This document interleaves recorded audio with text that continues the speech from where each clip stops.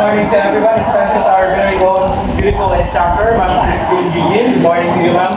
So by the way, I am from Napoleon. This time, we're going to be discussing about discount, simple interest, and commission. But of course, before this discussion, I will first group the class into three groups.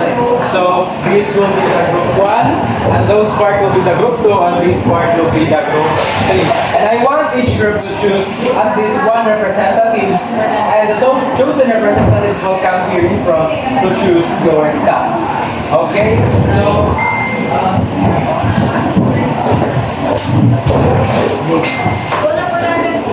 So who is the representative for group 1? Group 1? Who is that for group 1? Group 1. How about the group 2? Group 2.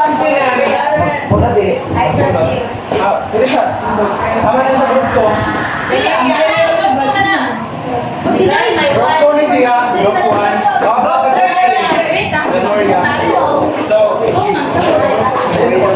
palating sa listen carefully.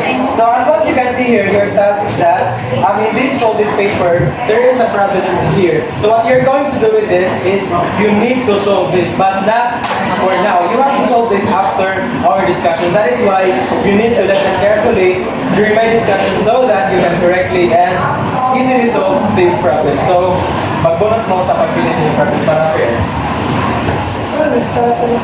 How about okay. So you may now go back to your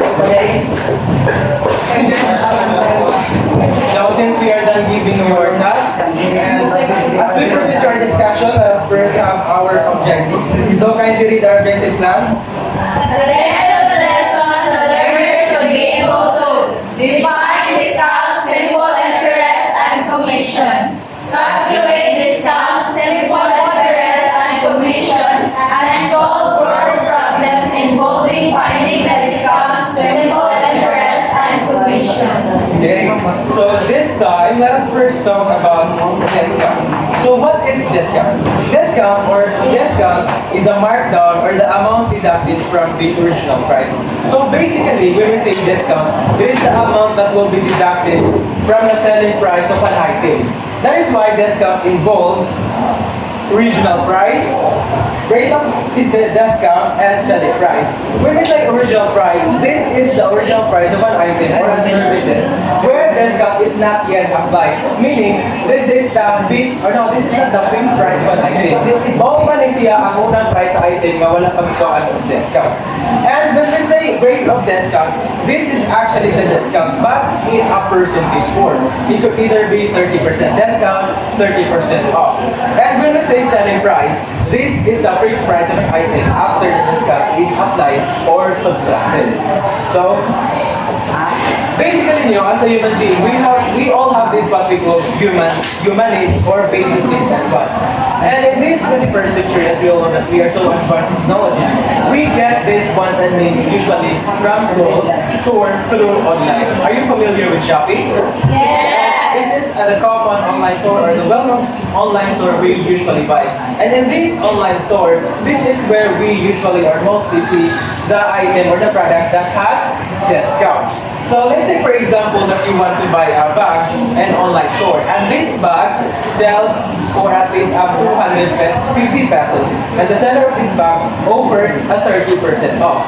So this 250 pesos is the price of a bag or the original price of the bag, and those 30% off is the discount of that bag. And if you're going to solve or subtract the 30% off to the 250 pesos, which is the original price, the result of it is what we call selling price or net price.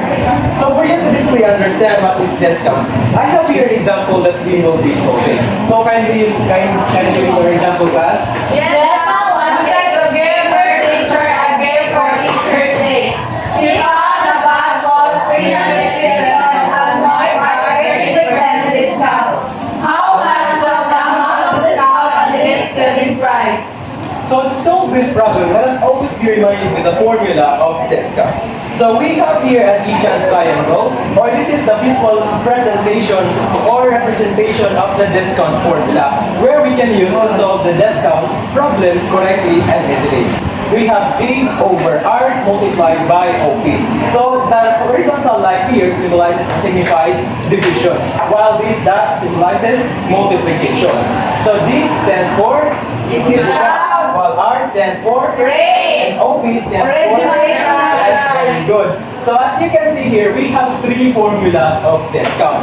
These formulas is applicable depending on the problem. If the problem is looking for the discount, then we can utilize this formula. And if the problem is looking for the rate, we can use this formula. And if the problem is also looking for the original price, we can use this formula. Now let's look back to our problem. So since it is a word problem, we need to understand and analyze its word so that we can solve it correctly and easily. So based on the given problem or the word problem, it is about Jessa that wanted to give her teacher a bag which she found that cost 350 pesos. So this 350 pesos is the original price of the bag, while this 30% is the discount. But since it is a percentage form, it is what we call rate of discount. So the question is, how much was the amount of the discount and its selling price? So the question is looking for the amount of discount, meaning how much is the 30% and 350 pesos, right? And also it is also looking for the selling price. When we say selling price, it is the final price where the discount is applied or deducted.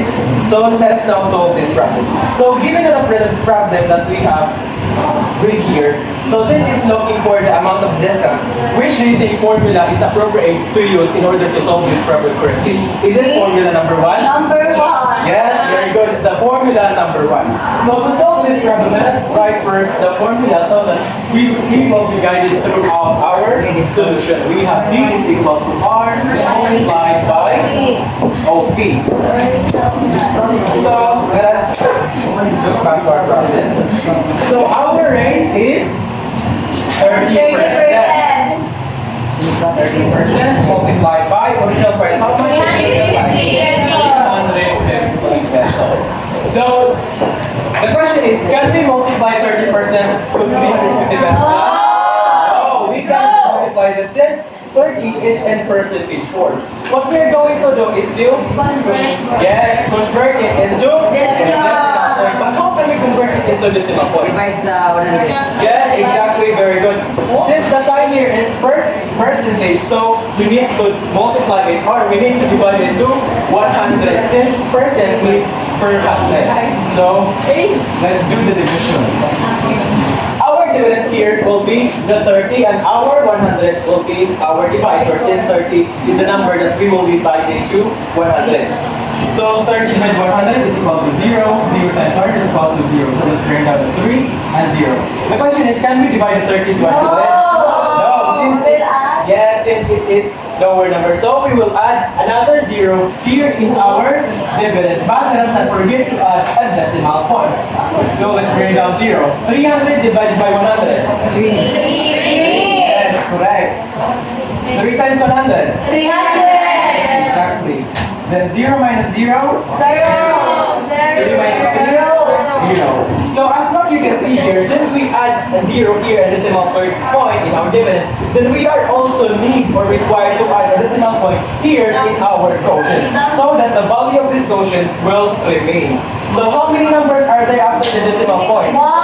Yes, so we are also required to move ones from right to left. Let's count. 1.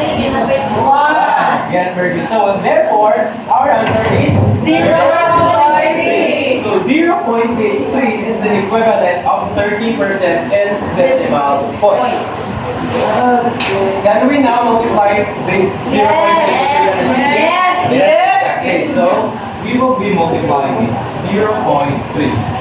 0 minus 0 times 0. 3 times 5. So 1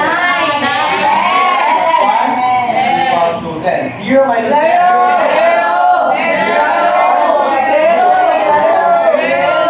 So let's bring down. But according to the previous discussions about the multiplication of decimal point to whole numbers, we also require to put decimal point here in our product since we have decimal point here in our multiplier. So how many numbers are there after the decimal point? So or 1. So we also required to move 1 here in our product and put in our decimal point. Let's count. 1. Therefore, we have 105.0 or 105. Therefore, our discount is 105. 5. But the problem is also looking for the selling price. So, how we're going to find the selling price? We can subtract it to The original price. we can subtract it to our original price. So since our original price is 350 pesos, then we can subtract our discount, which is the 105. 0 minus 5. So we need to borrow here. From 5, so it will become 10, and this will become 4. 10 minus 5? 5. 4 minus 0? 3 minus 1? 4. Sorry, no one's for 3 minus 1? Therefore, we got.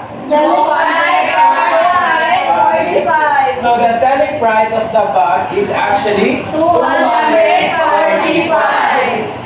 Now I have here another example for discount. But it is in a table form. Meaning in this problem or in this equation, the information are already given. What we are going to do is to look for the missing information or missing terms. So let's first focus on the item number 1, which is the bag. So let's read the given information. We have the original price. How much is the original price of the bag? 100 pesos. And how much is the discount? 10 pesos. How much is the net price? 90 What pesos. is the missing term? Discount Yes, rate. exactly. So the missing information is discount rate. So therefore, we need to find the discount rate. So let's go back to the formula of discount. Since we are looking for discount rate, which do you think is the formula is the most Number accurate? 1. First one. We are looking for rate of discount. So yes, the equation, the formula number 2, which is the R divided by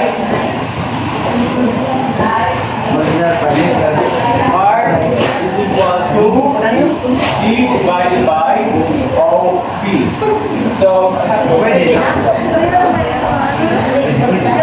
since the given information are already given again, so we can just distribute it or substitute it. So how much is the discount? 10 pesos. So how about the original price? 100 So let's do the division. Then divide by 100. Then divide by 100. Zero, since it is smaller. 0 times 100 is equal to 0. Let's bring down 1. 0. Can we divide 10 to 100? What we are going to do is to add 0. and for the 0. Let's bring down that. Now can we divide 100 to 100? Yes. So 100 is 1. 1 times 100. 100. Then 0 minus 0. 0 minus 0. 1 minus 1. 0. So therefore we have now 0.1. Since we added the decimal point here. Okay.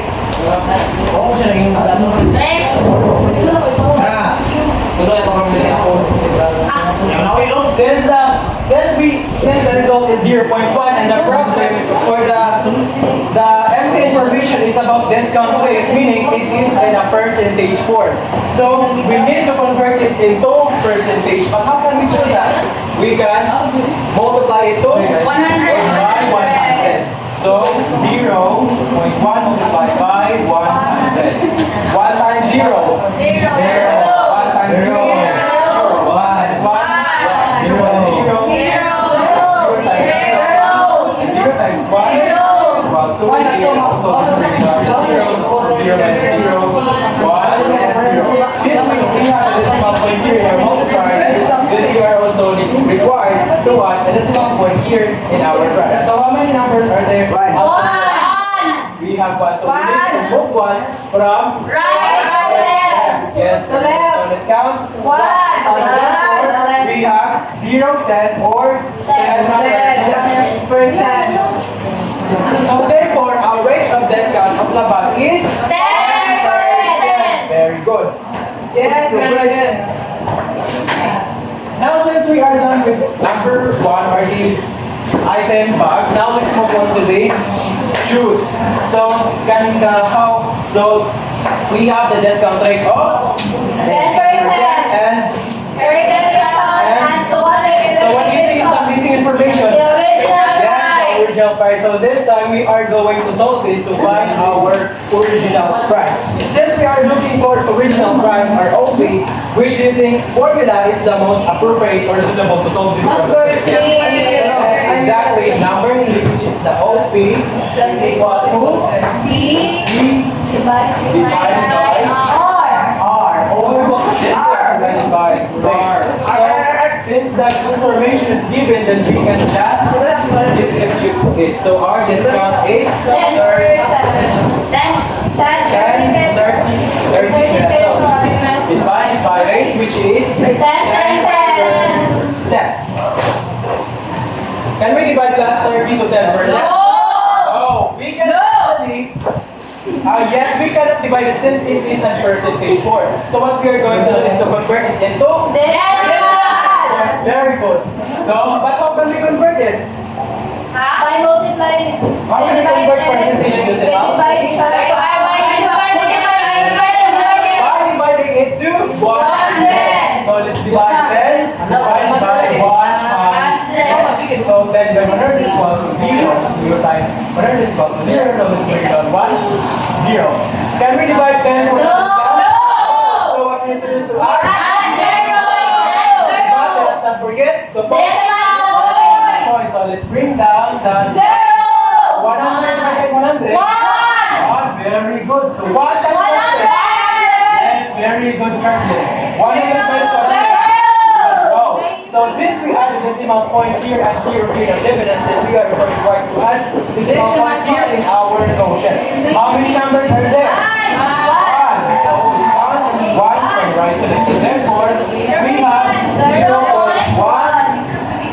Okay, 0.1 is the equivalent of 10% in decimal point. So we have 30 divided by 0.1.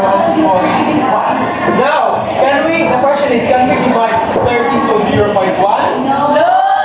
Actually, we can divide, but it's so complicated and it's very hard. So we have an easy way on how we can divide it. So what we do is to convert it into whole number. Very good. But how can we convert it? Yes, very good. Multiply to the power of 10. According to the trick, just like to what previous discussed and have said. We need to multiply it to the power of 10 since we have only one number, or we have only one number of fractional parts, which is the 10. So we can multiply it by 10. So 0.1 multiplied by 10 will become 1. Since we multiplied to the power of, or by the power of 10 as a multiplier, then we are also required our dividend to multiply it by 10 so that the value of this dividend and divisor will remain, which it doesn't affect our quotient. So let's multiply the 30 to this. How much is the 30 multiplied by 10? 300. Very good. It will become 300. So 3 divided by 1. 3. 3 times 1 is equal to 3. Let's divide it manually so that we can correctly divide. So 3 minus 3? 0. Let's bring down 0. 0 divided by 1? 0 times 1? 0. So let's bring down 0. Bring down the 0. 0 divided by 1? 0 times 1. 0. So therefore we have 0. So as a result, we have 300. This 300 is the original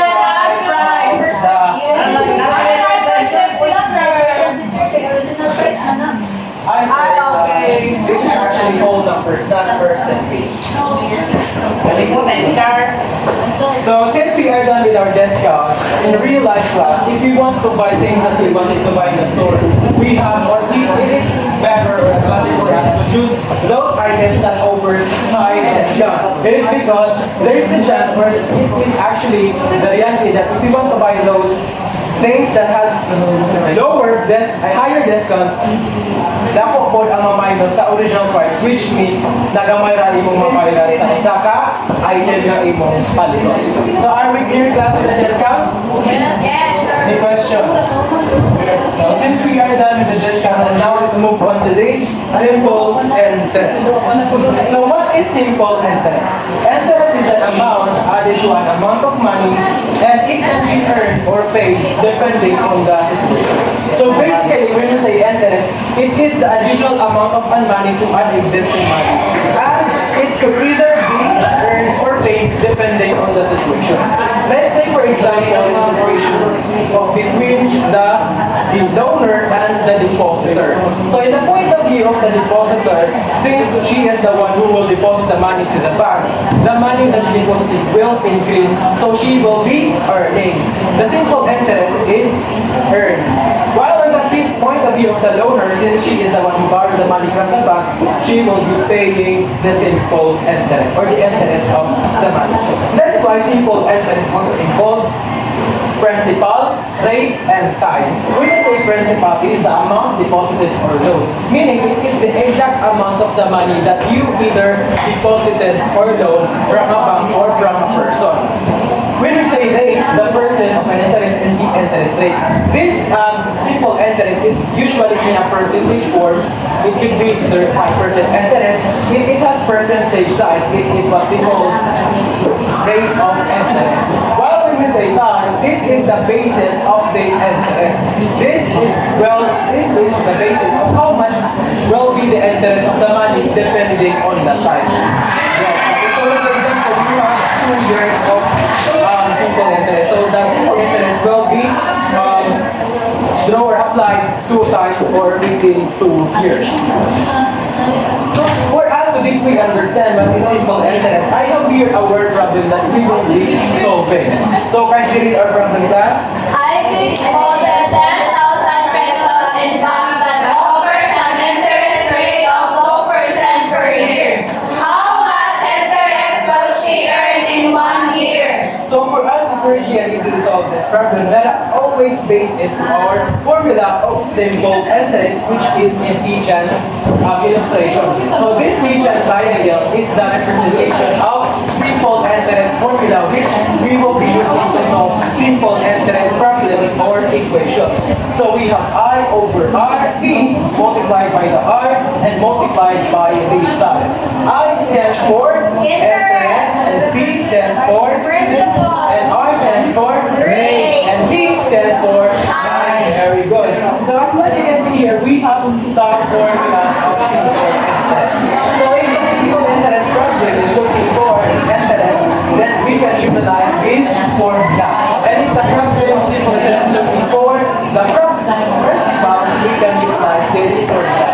And if the problem is looking for rate, then we can utilize this formula. And if the problem is looking for time, we can utilize this formula.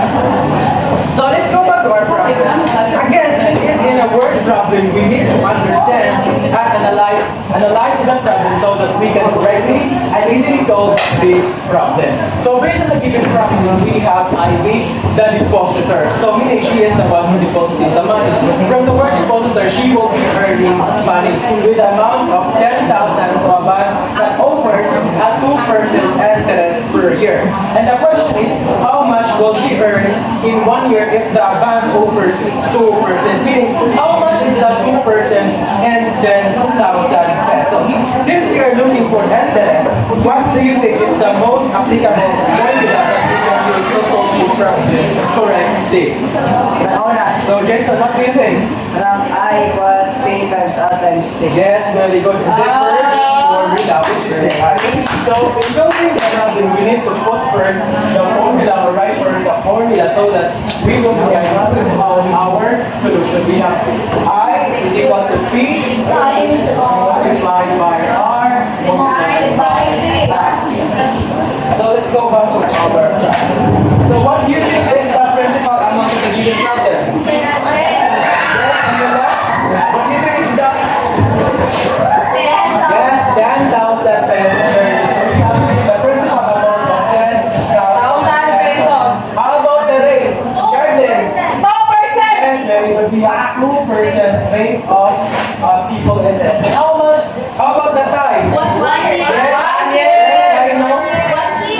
1 year. We have 1 year. Now let's go to the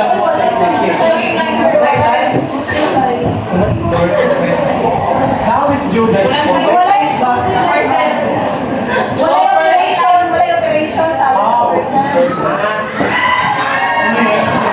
How can we multiply 10,000 to 2%? No! What we are going to do? They convert into decimal. Yes, very good. We need to convert the 2% and 2 decimal point. How can we convert it? Charlie, how can we convert this percentage to decimal point? We divide by 100. Yes, exactly. Very good. So, we need to divide 2% by 100. Go divide 1 is equal to 0. The first is equal to 0. So, so since we cannot divide the 2 to 100, we need to add. Our dividend, but let us not forget to put a decimal point. So let's bring down the 0. So 20 divided by 100 is equal to 0.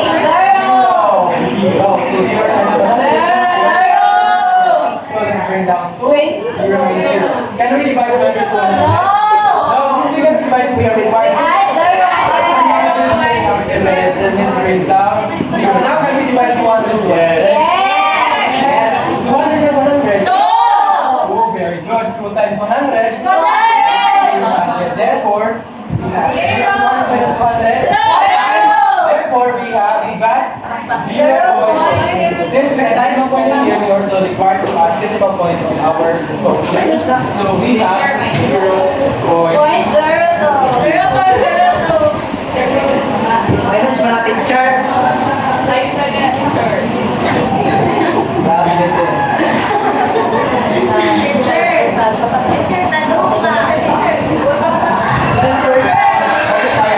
Zero, teacher. 2 times 0.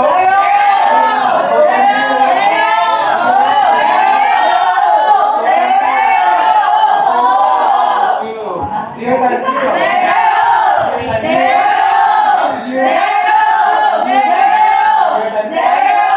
Zero. I know, not yet. Now, by 0 times 0. 0. 0 times 0. 0.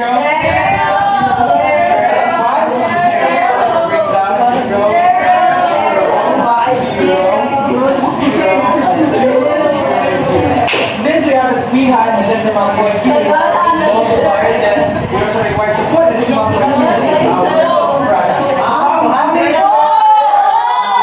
1 and 2. So we are also required to multiply from right to left. Can you just count? So therefore we have So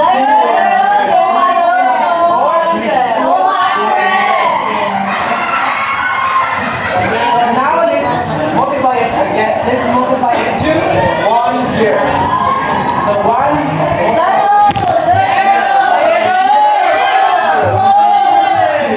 So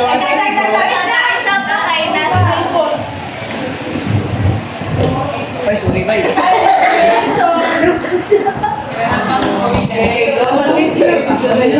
Zero!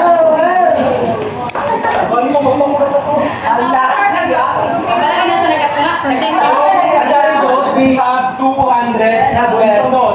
So therefore, actually, I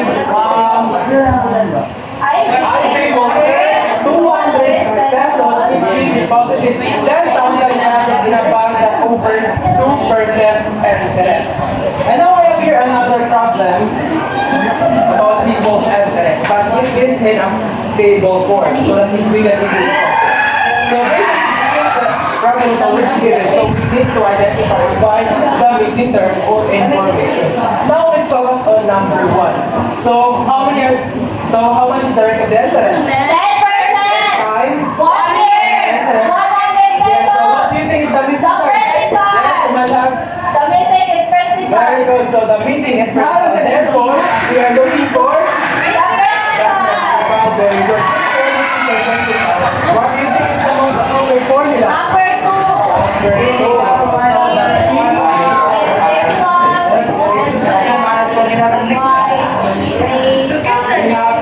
B is equal to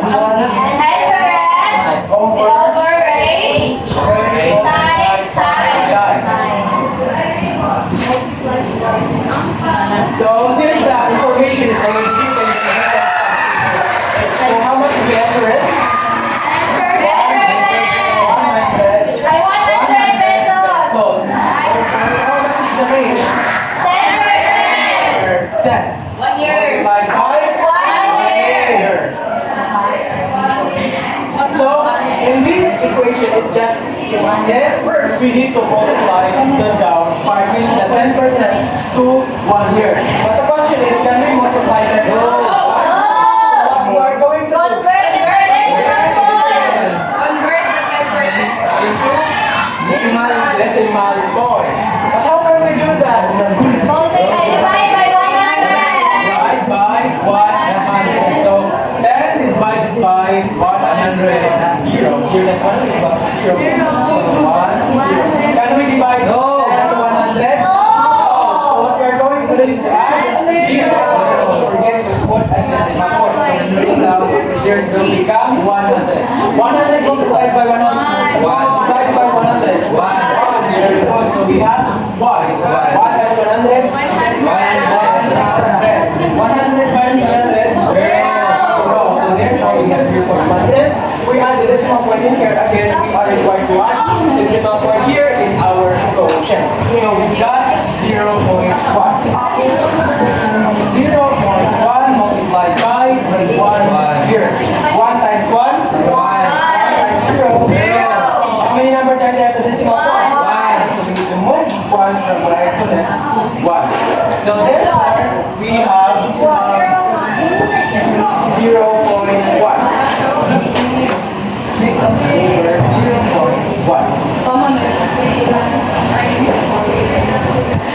So let's now divide the 0.1. 100 goes 0.1. So our dividend will be the 100. And our divisor will be the 0.1. Can we divide the 100 to 0.1?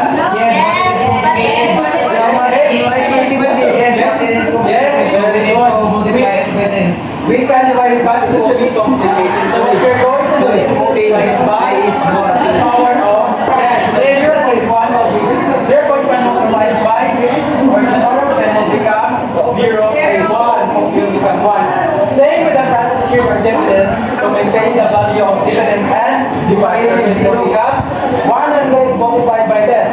Is equal to 1,000. So it will become 1,000. So 1 divided by 1. 1. 1 times 1. 1. 1 minus 1. 0. Last time forget to divide it manually because probably we can get the wrong answer if we go through it. Yes, teacher. So 0 divided by 1. 0. 0 times 1. 0. 0 times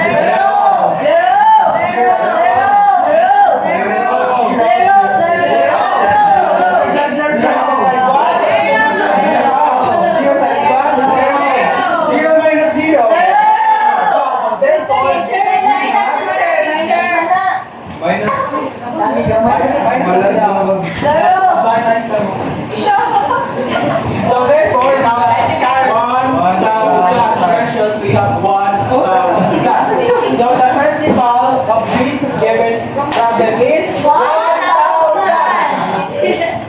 Now let's move on to the number 2. I-draw na mo ang picture. So, one art since the information of the principal is 2,000 pesos. 2 years. 200 pesos. This is the major information. Rate of interest. Inverted point of the rate time, the rate of 10% interest. down So, which do you think is the best one? Inverted Number 3. Number 3. 3. Very good. Later na, Percentage ng ganun na 115 to 2%. and entirely multiplied by time. Since the information is given, then we can just substitute the information. Now, how much is the interest?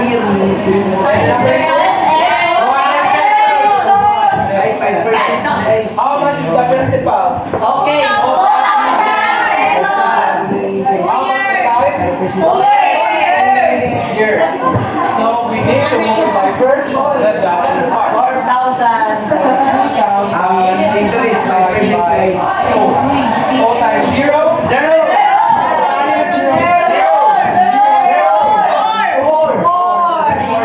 Four.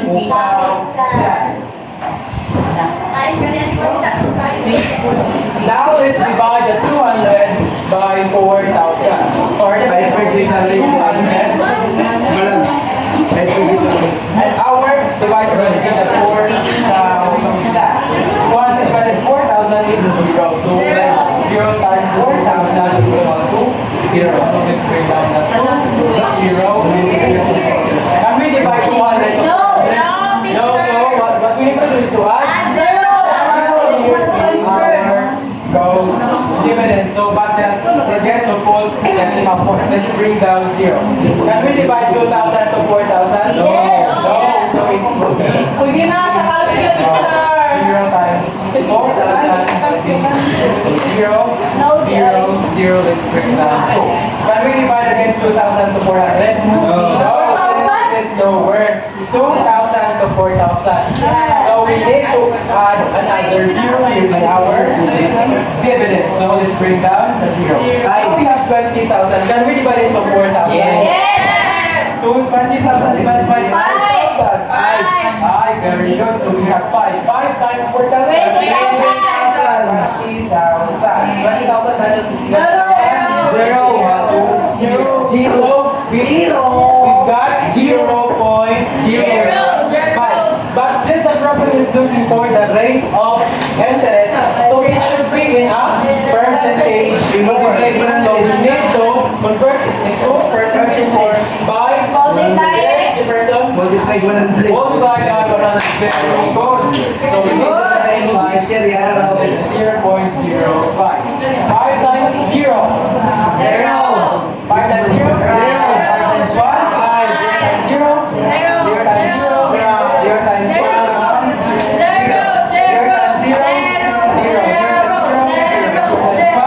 0. So let's bring down 0, 0, 1, 0, and 0. Since we have 1, how many numbers are there? How many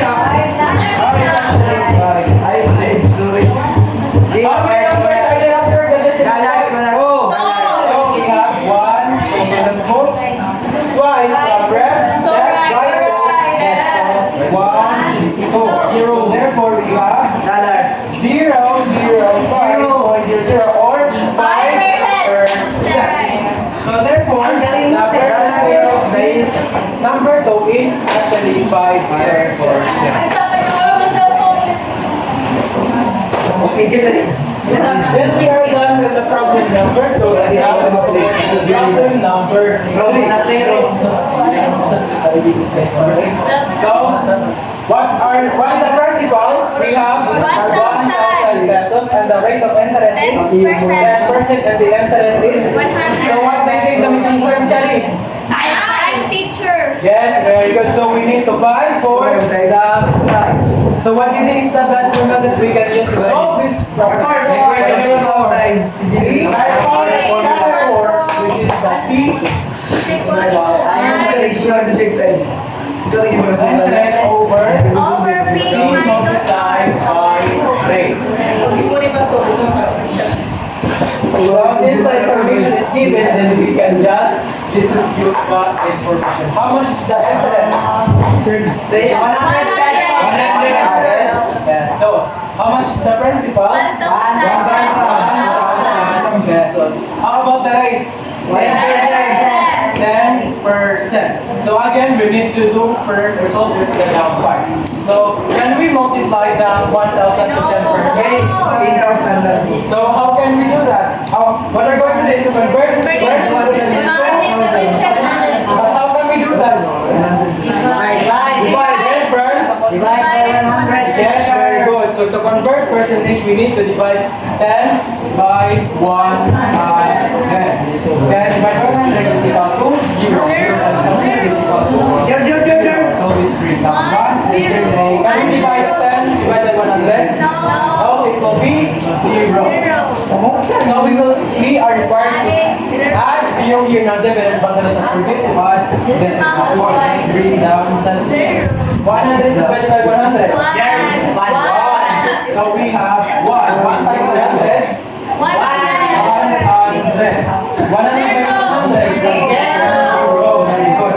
Since we have a decimal point in our dividend, then we are also required to add decimal point in our quotient.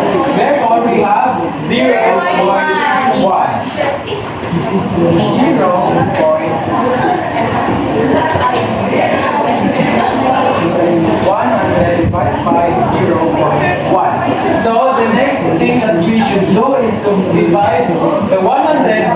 0.1.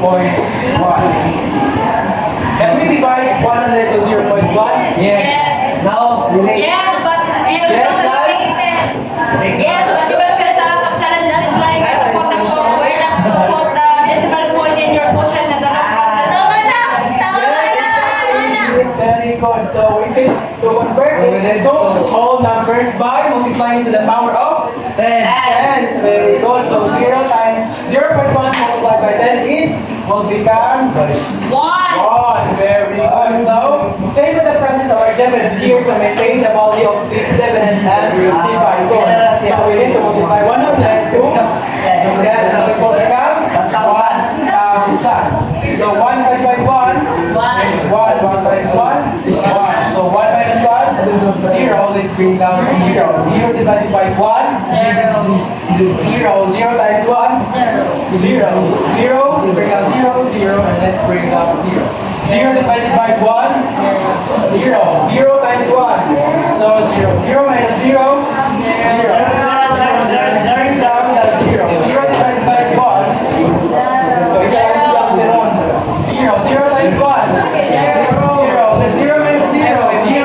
So we got 0. So therefore we have 1,000. Di man.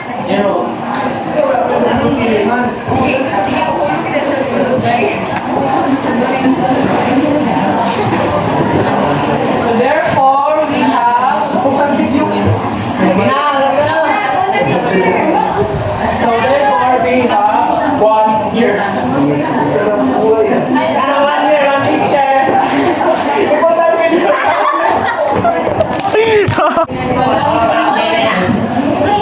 Now since we're now in class, we realize if we want to borrow some money or deposited money to the bank, we should choose those bank that offers. If we are the depositor, we should choose those bank that offers high percentage of interest so that mas dako ang matubang sa atong kwarta. And if you are the loaner, you should choose those bank or person that offers lower interest because the lower interest, the lower the payment that will be paid. Now let's move on to the commission. What is commission? Can you read out the definition of commission? Everybody read. Commission is a rate to a person for services rendered. The percentage is a commission rate. So, when we say commission, it is actually known as suhol sa usa ka tao sa pagpaligya sa usa ka item or services. Meaning, you are going to pay for this person after selling your item. So, the person usually the commission is in a percentage form. Whether it could be under 2%, 5%. Then commission it also includes the rate and the gross process. When we say rate, this is the percentage form of the commission. 2%, 5% commission. As we say gross process, this is the total or the original amount of money that you earn from selling the item without applying the commission or the commission is not yet applied. This is what we call the gross process. For you to deeply understand this commission, we have here our process. So kindly read our problem class. Mrs. Rosales is a jewelry sales agent. She earns 4% commission on every piece of jewelry she sells. If she sold a diamond ring for 80,000, how much did she earn? So to solve this problem, let us always be reminded with the formula of commission. So we have the T-chance triangle, the principal presentation of the formula of commission to which we can use to solve the commission problem or equation correctly. So we have C over R multiplied by G. C stands for Commission. R stands for Rate. and GP stands for Gross proceeds. GP stands for Zanoria. Yes, very good. Stands for gross process. So as far as you can see here, we have three formulas of commission. These formulas is depending on the problem or if are the missing information which you need to solve. So if the problem is looking for commission, we can utilize this formula. And if the problem is looking for the rate, then we can use this formula. Yes. And if the problem is looking for the gross process, we can use this formula. So let's go on to our word problem. So our problem is that we need to understand first since it is a word problem so that we can correctly and easily solve this problem. So the talk is about Mrs. Rosales, who is a jewelry seller. So, if she has actually 4% commission when she sells a jewelry. So each jewelry that she sells, she got 4% commission. Now, if she sells 80,000 pesos and she has 4% commission, how much is the 4% in the 80,000 pesos? And that is the question. We are looking for the commission. So since we are looking for the commission, what do you think is the best formula that we can utilize? The first formula, which is the C, is equal to R cross fixed. So what? Cross fixed. Rate is 4%. How much is the rate? That is? 4%. Yes, very good. We have 4% of rate. How about the cross process? 80,000 pesos.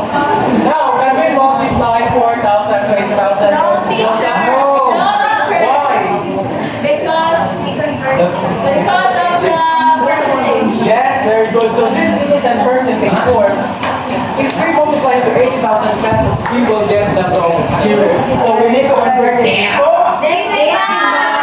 point. But how can we do that, Brian? Yes, very good. Divide by 1 times 10. So 4.100 is 0. Is 0 round. So 4 minus 0, 0 with 4. Can we divide 4 to 100? 0. So we will need decimal point. So let's bring down that 0. 40 divided by 100.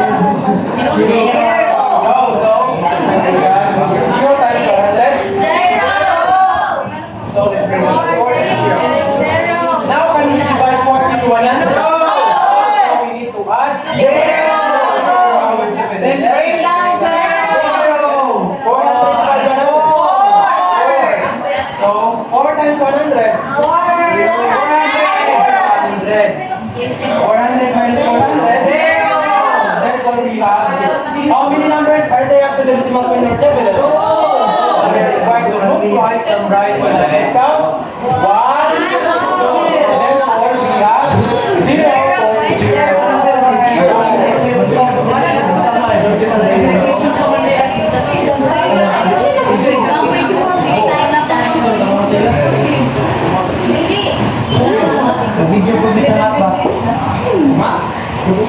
So we have 0.04.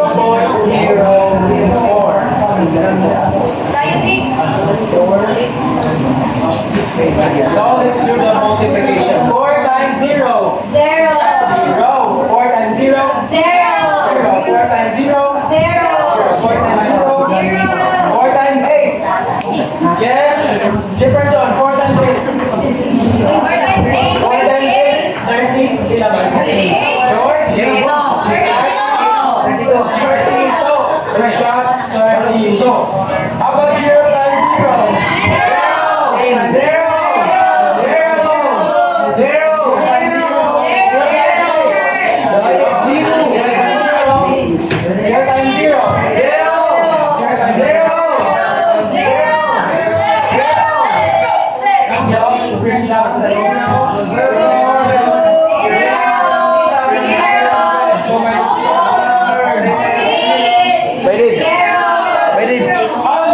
'How many numbers are there after the 0?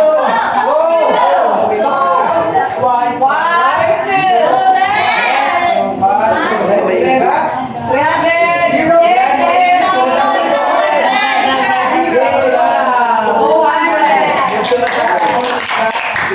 'The money that Mrs. Rosales were earned after selling 80,000 pesos jewelry with a 4% commission, well, is 3,200. Very good. Now I have here another droplet of the commission. That is in a table form. So in the commission is what? How much is the rate of commission? 10%. And how about the commission? 100. What do you think is the missing term? So we are looking for Growth or growth process. So what do you think is the best formula? Kedua.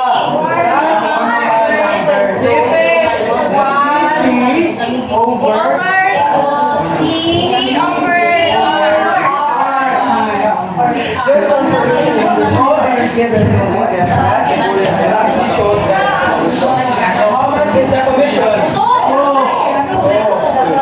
Over. How much is the rate? Banto, how much is the rate? What? We have 10%.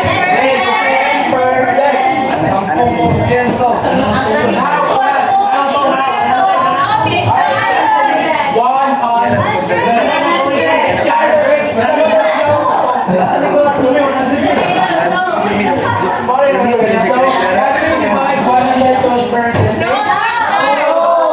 What we're going to do is go.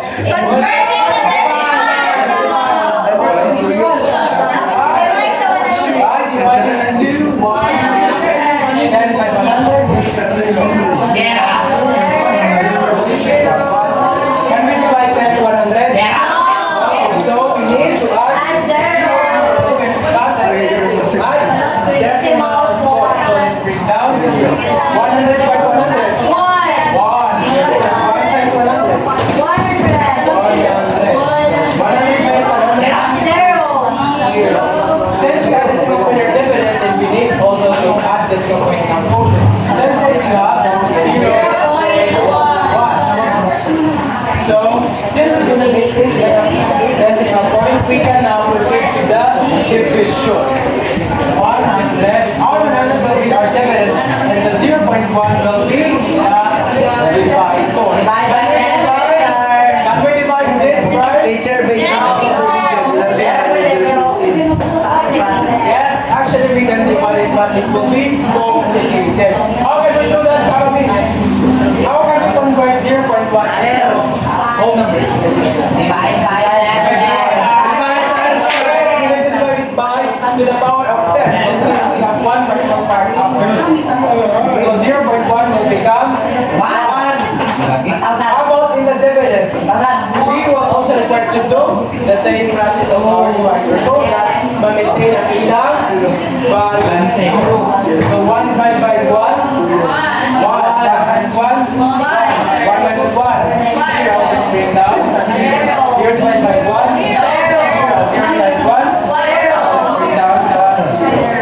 0 divided by 1. 0 times 1. 0. 0. So 0 down. 0 divided by 1.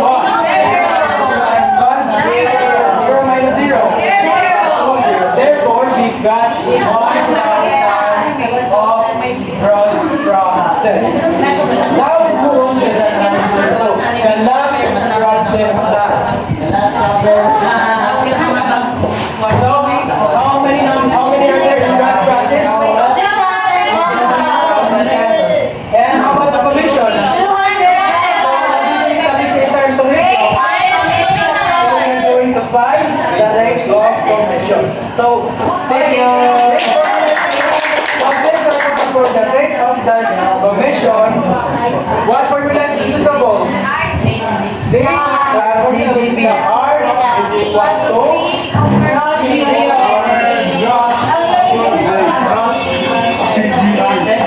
So, since the information is given, again, we can commission. How about the gross profits? So we need to divide the 200 into 2,000.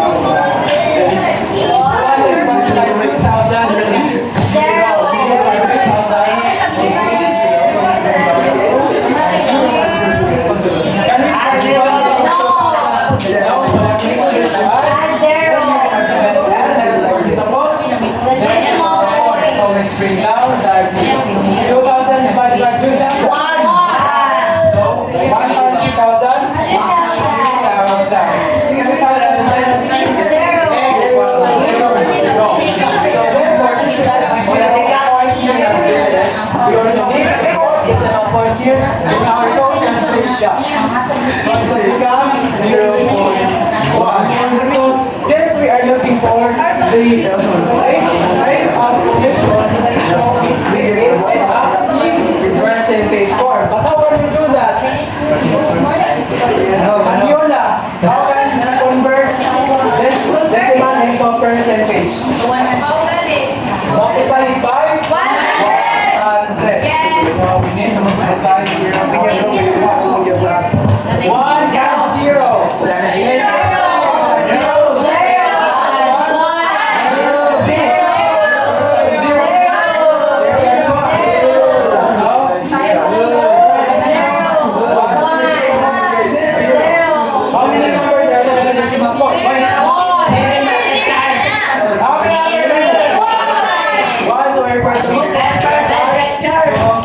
We have, therefore, we have 0, 10, or 10%.